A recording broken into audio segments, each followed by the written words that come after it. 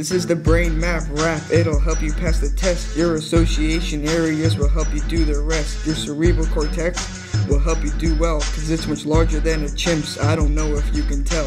The brain stems the hindbrain, controls survival functions. It's the oldest in the brain and it's your main spinal junction. The medulla is responsible for breathing and your heart rate. It may increase significantly when you're on a blind date. Between your ears is the reticular formation. It helps control arousal when you're busy.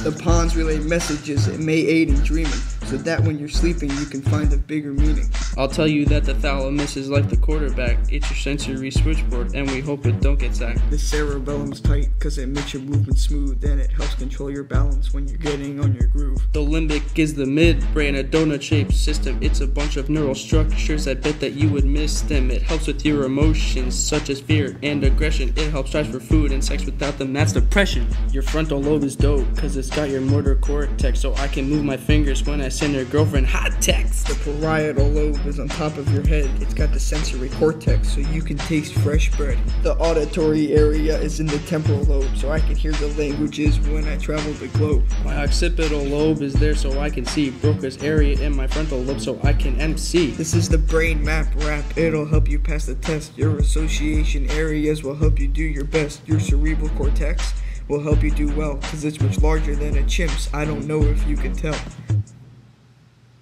This is the brain map rap, it'll help you pass the test. Your association areas will help you do your best. Your cerebral cortex will help you do well, cause it's much larger than a chimp's. I don't know if you can tell. I control my movement sequences with my basal ganglia, so when I'm mad at you I can easily strangle you. My angular gyrus, it's an amazing feat. It lets me turn my visual references into beats. But what connects the brain? The corpus callosum, it lets the hemispheres communicate, and that is freaking awesome. What does the right side do?